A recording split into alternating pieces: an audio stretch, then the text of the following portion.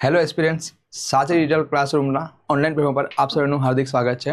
મિત્રો, આજકાલ તમે જોઈ રહ્યા હશો કે ભારતીય નાગરિકતા અંગે સાચો પુરાવો શું છે એ ટોપિક ઘણો ચર્ચામાં છે, રાઈટ? તમે જોઈ રહ્યા હશો કે એ ટોપિક પર ઘણી ચર્ચા થઈ રહ્યા છે કે ભાઈ પાસપોર્ટની વાત થઈ રહી છે, બરાબર, વોટિંગ કાર્ડ છે, આધાર કાર્ડ છે, ઘણા બધા ટોપિક પર વાત થતી હોય છે, લોકો અવનવી ચર્ચા કરતા હોય છે, બરાબર. તો એ મુદ્દો કેમ ચર્ચામાં છે, તો એની આપણે જો એની ભૂમિકા સમજીએ કે ચર્ચામાં કેમ છે, તો સમજીએ તો આપણને ખ્યાલ આવશે કે અત્યારે હાલમાં 24 જૂન 2026ના રોજ પાસપોર્ટ સેવા દિવસ નિમિત્તે, બરાબર, વિદેશ મંત્રાલય મિનિસ્ટ્રી ઓફ એક્સટર્નલ અફેર્સે મહત્વપૂર્ણ સ્પષ્ટતા કરી, બરાબર, કે ભારતીય પાસપોર્ટ મુખ્યત્વે મુસાફરી દસ્તાવેજ છે, તે નાગરિકત્વનો અંતિમ અથવા અકાદે પુરાવો નથી, બરાબર. કે હવે પાસપોર્ટ જે છે, બરાબર, એક શું કહેવાય, મુસાફરી માટેનો પુરાવો છે, બરાબર, બટ નાગરિકતા માટેનો પુરાવો નહીં કહેવામાં આવે, બરાબર. આ એવું નથી કે આ સ્ટેટમેન્ટ અત્યારે હાલ ચર્ચામાં આવી ગયું છે તો કે અત્યારે જ કીધું છે કે આ નવું સ્ટેટમેન્ટ એવું નથી. આ ઓલરેડી ઘણા ટાઈમ પહેલાં બી 2020માં બી ગૃહ મંત્રાલય દ્વારા બી કહેવામાં આવી હતી સંસદમાં, બરાબર. એની પર 1978માં બી આપણે મેનકા ગાંધીનો જે કેસ જોઈએ છે એમાં બી આ બાબત બહુ ક્લિયર કરવામાં આવી હતી, બરાબર. અત્યારે આપણી સમક્ષ આ મુદ્દો એટલે ઇમ્પોર્ટન્ટ છે કે ક્યાંક ને ક્યાંક આપણે અત્યારે થોડા ટાઈમ પહેલાં જોયું કે એસઆઈઆરની પ્રક્રિયા હાથ ધરવામાં આવી હતી, બરાબર. તો એસઆઈઆરમાં બી ઘણા બધા લોકોને મતદાર યાદીમાંથી એમની નામ કમી કરી દેવામાં આવી હતી, રાઈટ, કે અમુક પુરાવા હોવાના લીધે બાબતોને લીધે એનું નામ કમી કરી દેવામાં આવ્યા હતા, રાઈટ. તો હવે એ મુદ્દો સમજીએ કે એસઆઈઆર શું છે. તો કોઈ બી મુખ્યત્વે કોઈ બી ચૂંટણી હોય, કોઈ બી મુખ્ય ચૂંટણી હોય તેની પહેલાં, રાઈટ, મતદાર યાદીમાં સુધારા કરવા, અપડેટ કરવા માટે બૂથ લેવલ ઓફિસર દ્વારા કેન્દ્રીયકૃત ઘરે જઈને કરવામાં આવતી પ્રક્રિયા છે કે જેમાં દસ્તાવેજમાં સુધારા અને અપડેટ કરી શકાય છે, રાઈટ. તો આ એક એસઆઈઆરની પ્રક્રિયા છે, બરાબર, કે જે આ મુદ્દાને ક્યાંક ને ક્યાંક રિલેવન્ટ થઈ રહી છે, જેના કારણે આ ચર્ચા વધારે પડતી જોર પકડી રહી છે, રાઈટ. હવે આપણે આગળ જોઈએ કે ભારતમાં નાગરિકતા, કાનૂની દરજ્જો અને દસ્તાવેજના પુરાવા, બરાબર. તો બેઝિકલી તમે જોયું હશે કોન્સ્ટિટ્યુશનમાં બી ઘણી બધી આપણને ચર્ચા થતી હોય છે કે ભાઈ આપણે કોઈ ભાગ 2 ની વાત કરીએ કે જેમાં આપણને ડાયરેક્ટલી આર્ટિકલ્સ આપેલા છે, બરાબર. 1955નો જે શું કહેવાય એક્ટ છે, બરાબર, એમાં બી આપણને જોતા હોઈએ છીએ, રાઈટ. તો આપણે એને બંધારણીય રીતે જોઈએ તો ભારતીય બંધારણ અનુસાર નાગરિકત્વ કોઈ દસ્તાવેજ નથી, પરંતુ કાનૂની દરજ્જો છે, બરાબર. કે એ કોઈ દસ્તાવેજ નથી કે આપણે પ્રમાણપત્ર લેવું પડે, પેલું કરવું પડે, બરાબર. એ આપણને ભારતમાં જે ભારતીયો છે એમને તો એ કાનૂની દરજ્જો મળી જ જાય છે કે ભાઈ ભારતમાં જન્મ્યા છો, બરાબર. તો અમુક જે વંશ છે, બરાબર, વંશ પ્રમાણે જોઈએ, જન્મ પ્રમાણે જોઈએ, બરાબર, તો તમે ડાયરેક્ટલી ભારતીય નાગરિકત્વ કહેવા છો, બરાબર. હા, અમુક દેશીયકરણની વાત આવે છે, નોંધણીની વાત આવે છે, તો તમને ક્યાંક ને ક્યાંક પ્રમાણપત્ર પણ આપવામાં આવે છે, રાઈટ. તો આ બાબત આપણને કાનૂની રીતે જોવા મળે છે. ત્યારબાદ જો બંધારણના ભાગ 2 અનુચ્છેદ 5 થી 11 તથા નાગરિકત્વ અધિનિયમ 1955માં નાગરિકત્વની નક્કી કરવાનો મૂળ કાનૂની આધાર છે, બરાબર. કે આપણે જ્યારે નાગરિકત્વ નક્કી કરવાની જ્યારે કોઈ બાબત આવે તો આપણી સમક્ષ આવે 2 કન્ડિશન્સ છે કે જે પૂરી થવી જોઈએ, જેના કારણે આપણે શું કહી શકીએ છીએ કે ભાઈ હા, આ નાગરિકત્વ શું થઈ છે, પ્રૂવ થઈ રહી છે, રાઈટ. એના પછી વ્યક્તિ જન્મ, વંશ, નોંધણી, દેશીયકરણ અથવા પ્રદેશના સમાવેશ દ્વારા ભારતીય નાગરિક બને છે, બરાબર. કે જે આપણે જે ક્લોઝ આપ્યા છે, બરાબર, બંધારણમાં કે ભાઈ આ જે આર્ટિકલ અધિનિયમ છે 1955માં, ત્યાં તમે જોશો કે આ જે 5 બેઝ ઉપર શું છે, ભારતીય નાગરિકતા મેળવી શકાય છે, રાઈટ. ત્યારબાદ નાગરિકત્વ દસ્તાવેજના આધારે મળતું નથી, બરાબર. ધ્યાન રાખજો કે એ દસ્તાવેજના આધારે નથી મળી રહ્યો આપણને, રાઈટ. દસ્તાવેજ માત્ર તે કાનૂની દાવાને સમર્થન આપતા પુરાવા તરીકે કાર્ય કરે છે, બરાબર. એ ખાલી કાનૂની દાવા તરીકે પુરાવાનું કામ કરે છે, બરાબર. હવે મેં તમને પહેલાં બી કીધું કે ભાઈ જ્યારે આપણે વાત કરી કે હાલમાં જ મિનિસ્ટ્રી ઓફ એક્સટર્નલ અફેર્સ દ્વારા જે સ્પષ્ટતા કરવામાં આવી, એ સ્પષ્ટતા અત્યારે જ નથી, ઓલરેડી આગળ થઈ ચૂકી છે, કે જેમાં મહત્વપૂર્ણ નિવેદન આપણે જોઈએ છે મિનિસ્ટ્રી ઓફ હોમ અફેર્સ દ્વારા 2020ની અંદર, કે જ્યાં ક્લિયરલી કહેવામાં આવે છે કે ભાઈ આધાર કાર્ડ, પાસપોર્ટ, મતદાન ઓળખપત્ર, પાન કાર્ડ અને જન્મ પ્રમાણપત્ર પૈકી કોઈ એક દસ્તાવેજ નાગરિકતા માટે શું છે, પુરાવા માનવામાં આવશે નહીં, બરાબર. પણ હા, જન્મના પ્રમાણપત્રની જો વાત કરું હું, તો અમુક પુરાવા સાથે એને માન્ય ગણવામાં આવે છે કે હા, ભારતીય નાગરિકતા માટે એ શું છે, માન્ય છે, રાઈટ. ત્યારબાદ આપણે પાસપોર્ટની વાસ્તવિક કાનૂની સ્થિતિ જોઈએ, બરાબર. તો પાસપોર્ટની વાસ્તવિક કાનૂની સ્થિતિ 2 મહત્વપૂર્ણ બાબત આપણે ધ્યાનમાં રાખવી જોઈએ, બરાબર. કે એમાં એક બાબત એ છે કે 1978નો મેનકા ગાંધી વર્સિસ ભારત સંઘ કેસ જે હતો, બરાબર, એમાં આપણને ક્લિયરલી સર્વોચ્ચ અદાલત દ્વારા કહેવામાં આવે છે કે પાસપોર્ટ વ્યક્તિની રાષ્ટ્રીયતાનો મજબૂત પુરાવો હોઈ શકે છે, પરંતુ નાગરિકતાના વિવાદમાં તે અંતિમ અથવા નિર્ણાયક પુરાવો ગણાતો નથી, બરાબર. બહુ ક્લિયર વસ્તુ સુપ્રીમ કોર્ટે આમાં કીધી છે કે ભાઈ પાસપોર્ટ એ રાષ્ટ્રીયતાનો અંતિમ પુરાવો હોઈ શકે છે, બટ નાગરિકતાની જ્યારે વાત આવે છે ત્યારે અંતિમ પુરાવો કહેવામાં આવશે નહીં, બરાબર. હવે આને થોડું આપણે આગળ સમજીએ કે ભાઈ આ બાબત કઈ રીતે કનેક્ટ થઈ રહી છે, કઈ રીતે પાસપોર્ટ સાથે કનેક્ટ થઈ રહી છે. તો તમે જોશો કે પાસપોર્ટ અધિનિયમ 1967ની કલમ 20, બરાબર. કલમ 20 માં શું કહે છે? કેન્દ્ર સરકાર જાહેર હિતમાં બિન નાગરિકોને પણ પાસપોર્ટ આપવાની સત્તા આપે છે, રાઈટ. હવે આ બાબત પર બી એક બેઝ લઈએ તો આપણને ખ્યાલ છે કે મદ્રાસ હાઈકોર્ટે એક ચુકાદો આપ્યો હતો કે જેમાં શ્રીલંકન શરણાર્થીઓને પણ શું છે પાસપોર્ટ માટે નોંધણી કરવાની શું આપી હતી? પરમિશન આપવામાં આવી હતી, બરાબર. તો જેથી આ બાબત ક્યાંક ને આને સંલગ્ન છે, તો આ બાબત બી ક્લિયર થઈ રહી છે કે હા, ભારતમાં જે લોકો બિન ભારતીય લોકો રહેતા હોય છે એમને પણ પાસપોર્ટ માટે શું કરે છે? લોકો અરજી કરી શકે છે, રાઈટ. તો ક્યાંક ને આ બાબત આપણી સમક્ષ ક્લિયર થઈ રહી છે, બરાબર. અને જે છે બરાબર બધી બાબત તમે ઇન્ટરકનેક્ટ જોઈ રહ્યા હશો કે પહેલા આપણે મેનકા ગાંધી વિરુદ્ધ ભારત સંઘ કેસ જોયો, બરાબર. એના પછી આપણે જોયું કે ભાઈ પાસપોર્ટ અધિનિયમ 1967 ની કલમ 20 અને ત્યારબાદ આપણે જોયું કે ભાઈ મદ્રાસ હાઈકોર્ટની મહત્વનો ચુકાદો, રાઈટ. ત્યારબાદ મતદાન યાદીમાં નાગરિકતા વચ્ચેનો સંબંધ, બરાબર, કે મતદાન યાદીમાં નામ હોવું અને ભારતીય નાગરિક હોવું એકબીજા સાથે સંબંધિત છે, પરંતુ બંને એક સરખા નથી.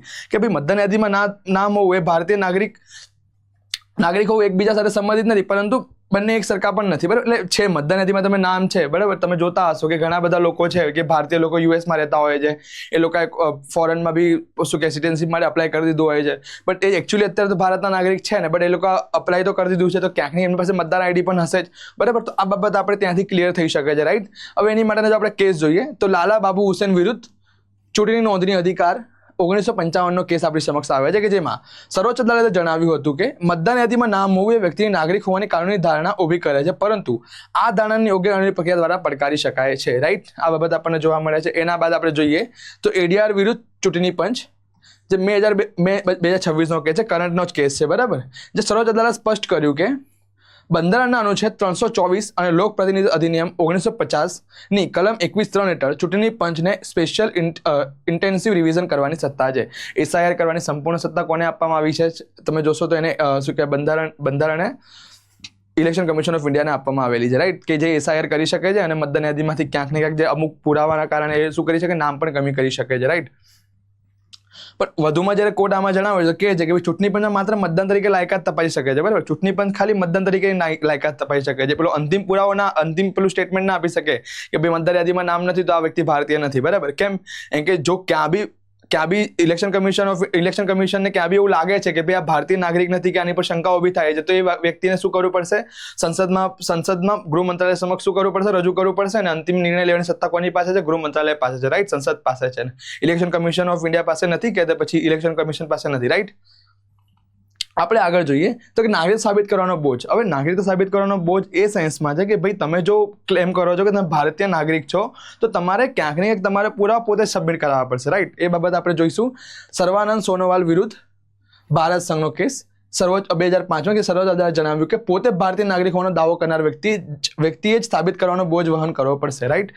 આ વાત આપણને અહીંયાથી જોવા મળે છે. ત્યારબાદ ભારતમાં સામાન્ય રીતે જન્મથી અથવા વંશ દ્વારા નાગરિકો બનેલા લોકોને અલગથી નાગરિકત્વ પ્રમાણપત્ર આપવામાં આવતું નથી. મેં તમને જે પ્રમાણે પહેલા કીધું કે બરાબર કે જે ભારતમાં જન્મથી અને વંશથી જે લોકો નાગરિકતા મેળવી હોય છે એમને અલગથી પ્રમાણપત્ર આપવામાં આવતું નથી. અને આ પ્રકારનું પ્રમાણપત્ર માત્ર નોંધણી અને દેશીયકરણ દ્વારા નાગરિકો બનેલા વિદેશીઓને જ આપવામાં આવે છે, બરાબર. જે નોંધણી કરીને કે જે અમુક ટર્મ્સ એન્ડ કન્ડિશન પૂરી કરીને નોંધણી કરાવી હોય, બરાબર, કે જે મેરેજ વાળો સીન હોય છે, ક્યાંક તો પછી દેશીયકરણની જે વાત થાય છે કે જે લોકો અહીંયા આવ્યા હોય છે, બરાબર, એ લોકો માટે આ વસ્તુ જરૂરી છે. ત્યારબાદ જોઈએ તો નાગરિકતા અધિનિયમ 1955 હેઠળ નાગરિકતા મેળવવાની રીતો, બરાબર. હવે જે આપણે અધિનિયમ આપ્યો છે 1955 એમાં મેં તમને પહેલા બી કીધું કે 5 રીતે આપણને શું કે ભારતીય નાગરિકતા મળી શકે છે. એમાં પહેલું છે જન્મ દ્વારા, બરાબર, કે જન્મ દ્વારા નાગરિકતાના નિયમો સમયાંતરે આમાં ચેન્જીસ આવતા હોય છે કે ડેટ વાઇઝ ને કોઈક હોય કે ટર્મ્સ એન્ડ કન્ડિશન અકોર્ડિંગ શું કહે આમાં ચેન્જ તમે જોતા હશો. પહેલો જે વાત કરીએ કે 26 જાન્યુઆરી 1950 થી 1 જુલાઈ 1987 વચ્ચે ભારતમાં જન્મેલ દરેક વ્યક્તિ ભારતીય નાગરિક ગણાય છે, બરાબર. કે આ જે ટાઈમ લાઈન અંદર જે બી લોકો ભારતમાં જન્મ્યા હશે એ બધા શું કહેવાશે? ભારતના નાગરિક કહેવાશે. ત્યારબાદ 1 જુલાઈ 1987 થી 3 ડિસેમ્બર 2004 વચ્ચે જન્મેલા માટે માતા અથવા પિતા પૈકી કોઈ એક ભારતીય નાગરિક હોવો જરૂરી છે, બરાબર. આમાં ક્લિયર કીધું છે કે ભાઈ જ્યાં 1 જુલાઈ 1987 થી 3 ડિસેમ્બર 2004 ની વચ્ચે જન્મેલામાંથી કોઈ માતા અથવા પિતામાંથી કોઈ એક ભારતીય નાગરિક હોવો જરૂરી છે જેને નાગરિકતા મળી જશે. ત્યારબાદ તમે જોશો કે 3 ડિસેમ્બર 2004 પછી કરંટ સુધીના જન્મેલા માટે માતા અથવા પિતા પૈકી એક ભારતીય નાગરિક હોવો જોઈએ અને બીજો ગેરકાયદેસર સ્થળાંતર કરનાર ન હોવો જોઈએ, બરાબર. કે જે આમાં વસ્તુ એક જ છે, બટ ખાલી એક ક્લોઝ ટુ એડ થયો છે કે ગેરકાયદેસર માઇગ્રેશન ના હોવું જોઈએ, રાઈટ? કે જો ગેરકાયદેસર માઇગ્રેશન થયું હશે કે માતા અથવા પિતા જે ભારતીય નથી, બરાબર, જે ભારતીય તો હોવું જોઈએ એ તો ક્લિયર વસ્તુ છે, બટ જે બીજું જે છે એ ભારતીય નથી અને બટ એની સાથે સાથે શું હોવું જોઈએ, ઇલીગલ માઇગ્રેશન પણ ના હોવું જોઈએ, રાઈટ? તો એને ભારતીય નાગરિકતા મળી શકશે નહીં. ઓકે. ત્યારબાદ વંશ દ્વારા, કે ભારતની બહાર જન્મેલા વ્યક્તિને તેના માતા અથવા પિતા આધારે નાગરિકતા મળી શકે છે, બરાબર? કે ભાઈ ભારતની બહાર કોઈ વ્યક્તિ જન્મ્યું હોય અને એના માતા અને પિતા જો ભારતીય હોય તો નાગરિકતા મળી શકે છે, પણ એનામાં બે કન્ડિશન છે કે તમારે જો જન્મેલ 3 ડિસેમ્બર 2004 પછી થયો હોય તો જન્મેલા 1 વર્ષની અંદર ભારતીય દૂતાવાસમાં નોંધણી કરાવવી ફરજિયાત છે, બરાબર? જે ભારતીય એમ્બેસીઝ હોય એમાં તમારે શું કરાવવી પડશે? નોંધણી કરાવવી કમ્પલસરી છે, તો તમે વંશ દ્વારા શું છે, ભારતીય નાગરિકતા તમને મળી શકે છે. ત્યારબાદ તમે જોશો નોંધણી દ્વારા, બરાબર, કે ભારતીય મૂળના લોકો ભારતીય નાગરિક સાથે લગ્ન કરનાર વ્યક્તિ અથવા, બરાબર, લગ્ન કરનાર વ્યક્તિ અથવા કાયદા નિર્ધારિત અન્ય કેટેગરીના લોકોને નોંધણી દ્વારા નાગરિકતા મળી શકે છે, બરાબર? લગ્ન કરનાર વ્યક્તિ અથવા કાયદા નિર્ધારિત દ્વારા એને નોંધણી કરાવીને ભારતીય નાગરિકતા શું થાય છે, મળી શકે છે, બરાબર? ત્યારબાદ જોઈએ તો દેશીકરણ દ્વારા, બરાબર, જે વિદેશી વ્યક્તિ ભારતમાં સામાન્ય રીતે 12 વર્ષ સુધી કાયદેસર નિવાસ કર્યો, બરાબર? કાયદેસર નિવાસ, પેલું શું કે ઇલીગલ માઇગ્રેશન વગર એ નહીં, બરાબર? કાયદેસરનો જે નિવાસ કર્યો હોય તે નિર્ધારિત શરતો પૂર્ણ કરવા દેશીકરણ દ્વારા ભારતીય નાગરિકતા બની શકે છે, બરાબર? ત્યાં એમની સામે જે પણ ટર્મ્સ એન્ડ કન્ડિશન મૂકી હોય, બરાબર, એને ઇલીગલ માઇગ્રેશન ના હોય અને 12 વર્ષ સુધી ભારતમાં સ્ટે કર્યું હોય તો એને શું થઈ શકે છે, નાગરિકતા ભારતની મળી શકે છે. કઈ રીતે? દેશીકરણ દ્વારા, રાઈટ? ત્યારબાદ આપણે જોઈએ છે પ્રદેશનો સમાવેશ. જો કોઈ નવો પ્રદેશ ભારતના રાજ્યમાં સામેલ થાય તો કેન્દ્ર સરકાર આદેશ મુજબ તે પ્રદેશના રહેવાસીઓને ભારતીય નાગરિકત્વ આપવામાં આવે છે, બરાબર? હવે તમે સમજો, આને થોડું આપણે હાઇપોથેટિકલ એક્ઝામ્પલ લઈને સમજીએ, બરાબર? કે ભાઈ નેપાળ છે, બરાબર? હવે આપણે નેપાળની જો વાત કરીએ તો આપણને ખબર છે કે ભાઈ નેપાળમાં જે ઇલેક્શન થતા હોય છે, આપણે ઈવીએમ મશીન બી આપણા જતા હોય છે, બરાબર? ક્યાંક ને ક્યાંક ભારત સરકારને એવું થયું કે નેપાળને આપણે આપણા અંદર લઈ લેવું છે, બરાબર? તો જે નેપાળની પ્રદેશ આપણી અંદર એડ થયો, બરાબર, જે બફર સ્ટેટ તરીકે કહેવાય છે, આપણી અંદર એડ થયું, રાઈટ? હવે નેપાળ એડ થયું તો ખાલી નેપાળને ભૌગોલિક સ્થાન થોડી આવશે, તેની જે વસ્તી છે, બરાબર, એ પણ આપણી જોડાશે ને, રાઈટ? તો જે વસ્તી, જે દેશીકરણ થઈ રહ્યું છે, પ્રદેશનો સમાવેશ થઈ રહ્યો છે, એની સાથે વસ્તીનો બી સમાવેશ થશે, તો એ લોકો બી શું કહેવાય છે, ભારતીય નાગરિકતા કહેવાશે. આ રીતે બી એને ભારતીય નાગરિકતા શું થાય છે, મળી શકે છે, રાઈટ? તો આ એક હાઇપોથેટિકલ એક્ઝામ્પલ હતું કે જે આપણે સમજી શકીએ છીએ, રાઈટ? બરાબર. ભારતમાં આપણે બેવડી નાગરિકતા મળતી નથી, જેમ કે આ પ્રદેશ એડ થયો તો હવે કોઈકને કહે કે ભાઈ અમે અત્યારે નેપાળમાંથી અહીંયા એડ થયા છે તો અમને નેપાળની બી નાગરિકતા જોઈએ છે, એટલે જસ્ટ હાઇપોથેટિકલ એક્ઝામ્પલ છે કે નેપાળની બી નાગરિકતા જોઈએ છે અને પછી શું કહેવાય ભારતની બી નાગરિકતા જોઈએ છે. જેમ કે ગુજરાતનો કોઈ વ્યક્તિ કહે કે મારે ગુજરાત રાજ્યમાં હું રહું છું તો મને ગુજરાતનું સિટીઝનશીપ વાળું બે કાર્ડ મળવું જોઈએ, શું કે ભારતીય સિટીઝનનું બે કાર્ડ મળવું જોઈએ, એ અહીંયા નથી. કેમ કે અહીંયા એકલ નાગરિકતા છે. તમે આ જ વસ્તુ તમે જ્યારે USA કે એમાં જોશો તો ત્યાં બેવડી નાગરિકતા છે. તમે જ્યારે કોઈ ન્યુયોર્કમાં રહેતું હોય તો ન્યુયોર્કની સિટીઝન પેલું શું કે એ પણ કહેવાશે અને સાથે સાથે યુએસનું સિટીઝન બી કહેવાશે, રાઈટ? તો બેવડી નાગરિકતા અને એકલ નાગરિકતામાં ડિફરન્સ તમે જોવા મળશે. ત્યારબાદ તમે જોશો કે મુખ્ય કાનૂની સુધારાઓ, તો આમાં મુખ્ય કાનૂની સુધારા તમે જોશો તો બે થયેલા છે, 2003નો સુધારો અને સિટીઝન અમેન્ડમેન્ટ એક્ટ 2019, રાઈટ? એમાં તમે જોશો કે 2003ના સુધારાથી ગેરકાયદેસર સ્થળાંતર કરનારાઓને નાગરિકત્વ મેળવવામાંથી કાયદેસર રીતે બાકાત રાખવામાં આવ્યા છે. આ સુધારા દ્વારા નેશનલ રજિસ્ટર ઓફ સિટીઝન માટે કાનૂની જોગવાઈ પણ કરવામાં આવી છે. બહુ ક્લિયર વસ્તુ 2003માં કહી દીધી કે ભાઈ જે ગેરકાયદેસર રીતે અહીંયા રહી રહ્યા છે એ લોકોને નાગરિકતા આપવામાં નહીં આવે, બરાબર? અને ક્યારેક બી એમને શું કહેશે ભારતમાંથી કાઢી મૂકવામાં આવશે. ક્લિયર વસ્તુ આમાં તમે જોવા મળે છો કે ભાઈ ગેરકાયદેસર બાકાત કરવામાં આવશે નાગરિકતા મેળવવામાંથી.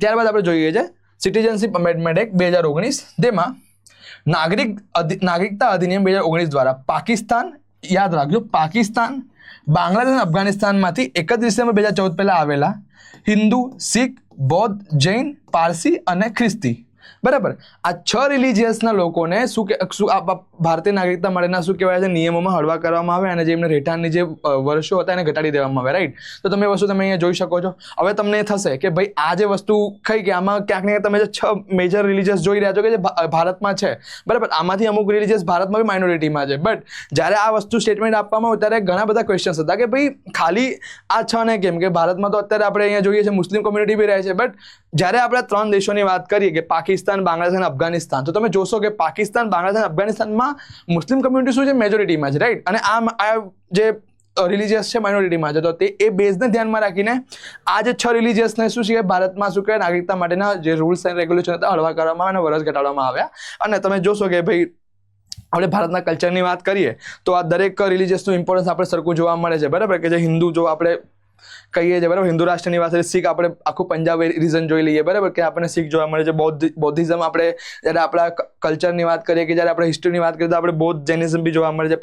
પારસીઓની બી વાત કરીએ તો ક્રિશ્ચિયનિટી બી આપણે જ્યારથી પોર્ટુગીઝ આવ્યા સાથે શું કહેવાય બ્રિટિશર્સ આવ્યા આપણે એ બી જોવા મળે છે, રાઈટ. તો મેજરલી આપણને બધા જોવા મળે છે. શું કહેવાય મુગલ સામ્રાજ્ય પછી આપણને શું કહેવાય મુસ્લિમ લોકો બી જોવા મળે છે. બટ જ્યારે આ 3 દેશની પર્ટિક્યુલર વાત થઈ રહી છે તો ક્યાંક ને ક્યાંક એ લોકોને આપણે એમાં બાકાત રાખ્યા હતા, રાઈટ.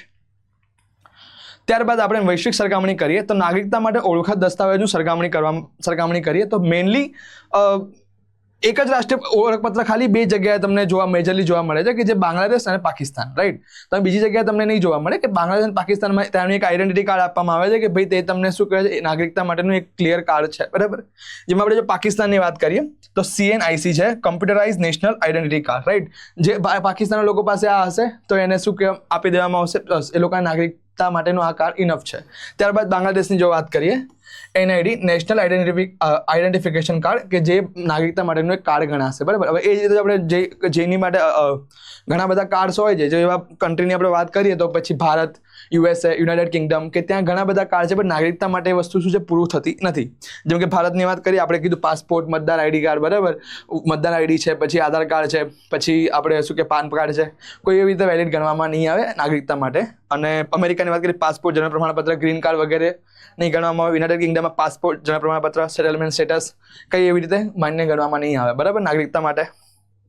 હવે વર્તમાનમાં વહીવટી પ્રકારની જો વાત કરીએ, ફક્ત ભારત પૂરતી જો વાત કરીએ તો આસામમાં 2015 થી 2019 દરમિયાન હાથ ધરાયેલી NRC પ્રક્રિયાને દર્શાવ્યું કે ભારતમાં એક સમાન નાગરિકત્વ દસ્તાવેજના અભાવ અને સામાન્ય અને ગરીબ લોકો જૂના દસ્તાવેજ તથા વંશાવળી સાબિત કરવામાં ભારે મુશ્કેલી પડી હતી. મીન્સ જેમ કે હવે તમે આસામના રીઝનની વાત કરો તો બાંગ્લાદેશ બોર્ડર ટચ થઈ રહી છે, બરાબર. તો ત્યાં ઘણા બધા શું કે બાંગ્લાદેશીઓ માઇગ્રેશન શું કે ઇલીગલ માઇગ્રેશન કરીને આસામની અંદર આવી ગયા છે. બટ ક્યાંક ને ક્યાંક એમની ઓળખ કરવાના ચક્કરમાં ગવર્મેન્ટ જ્યારે શું કે ચેક કરવા માટે જાય છે ત્યારે એમને ખબર પડે છે કે ભાઈ ત્યાંના જે અમુક ગરીબ લોકો અને શું કે દસ્તાવેજ લાંબા સમય સુધી ના સાચવી શકવાના લીધે એમને બી શું કે મતદાર યાદીમાંથી નામ કમી કરવામાં આવ્યું છે, રાઈટ. તો આ એક પડકાર ભારત સામે તમે જોશો કે જોવા મળે છે, બરાબર, નાગરિકતાના જે અભાવના લીધે, બરાબર. હવે વિદેશ મંત્રાલયની સ્પષ્ટતા મેં તમને પહેલા જે કીધું, બરાબર, કે ભાઈ જે એમને કીધું કે પાસપોર્ટને માન્ય નહીં ગણવામાં આવે, રાઈટ. તો હવે કોઈ નવો કાયદો નથી, પરંતુ લાંબા સમયથી ચાલતા કાનૂની સિદ્ધાંત પુનરાવર્તન છે, બરાબર. જેમાં બધા પુરાવાની વાત થઈ ગઈ કે ભાઈ આધાર કાર્ડને કોઈ એવી રીતે ગણવામાં નહીં આવે. જો એક્ઝામમાં કોઈ આવી રીતે તમારા ક્વેશ્ચન બનીને આવે છે કે બરાબર નીચેનામાંથી કયું શું કહેવાય ભારતીય નાગરિકતા માટેનો પુરાવો ગણાશે, તો જો આ બધા તમારી સમક્ષ મૂકવામાં આવે તો તમે ઉપરોક્ત પૈકી એક પણ નહીં કોઈ ટીક કરી શકો છો, ટીક કરવું જોઈએ, રાઈટ. હવે ભવિષ્યમાં નાગરિકોની અધિકારોનું રક્ષણ થાય તે માટે નાગરિકતા વસ્તી ગણતરી ઓળખ સંબંધિત વિવિધ ડેટાબેઝ અસરકારક સંકલન જરૂરી છે, બરાબર. કે આગળ જઈને ભારતના નાગરિક માટે કોઈ સમસ્યા ના આવે તો એ મારે ડેટાબેઝનું સંકલન કરવું શું થઈ જાય છે વધારે પડતું જરૂરી બની જાય છે, જેથી જો કોઈ ઇસ્યુ થાય છે તો આપણે લોકોને આઈડેન્ટિફાઈ કરી શકીએ છીએ, રાઈટ. સામાન્ય નાગરિકોને દસ્તાવેજ પરથી નિર્ભરતા ઘટશે જો આવી રીતે ડેટાબેઝનું થાય છે. તો વહીવટી કાર્યક્ષમતામાં વધશે, બરાબર. વહીવટીની જે કાર્યક્ષમતા છે કે ભાઈ તમે એડામાંથી ફ્રી થશો તો તમે કરી શકશો. SIR પ્રોસેસ તમે અત્યારે જોઈએ કેટલી લાંબી ચાલી, કેટલા બધા એમાં પ્રોબ્લેમ્સ ત્યાં આપણને જોવા મળે છે, બરાબર. એના પછી નાગરિકતા સંબંધિત કાનૂની વિવાદોમાં ઘટાડો થશે, બરાબર. નાગરિક સંબંધિત જે બી અત્યારે કાનૂની જે કેસો થતા હોય છે, સુપ્રીમ કોર્ટમાં જતા હોય છે, હાઈકોર્ટમાં જતા હોય છે, એ કેસોના લીધે બીજા બધા જે મેજર કેસ હોય છે એમાં ક્યાંક ને ક્યાંક તમે શું કહેવાય સ્પીડ નથી આવી શકતી, બરાબર. તો એ બધા આપણને ઇસ્યુ સાથે જોવા મળતા હોય છે, રાઈટ, બરાબર. આ હતો આપણો નાગરિકતા માટેનો ટોપિક, બરાબર, કે જે અત્યારે કરંટમાં ઘણો બધો ચર્ચામાં હતો. જો મિત્રો તમને આ લેક્ચર જો ગમ્યો હોય, બરાબર, અને જો કંઈક ઇન્ફોર્મેટિવ તમારી માટે આખો લેક્ચર હતો કે જે તમે મેઇન્સ પર્સપેક્ટિવથી જોઈ લો, પ્રિલિમ્સ પર્સપેક્ટિવથી જોઈ લો, તમને ઘણો બધો મહત્વપૂર્ણ અને ઉપયોગી થશે, બરાબર. તો મેક્સિમમ આ લેક્ચરને તમે શેર કરો, સબસ્ક્રાઇબ કરો અને લાઇક કરવાનું ભૂલતા નહીં. Thank you.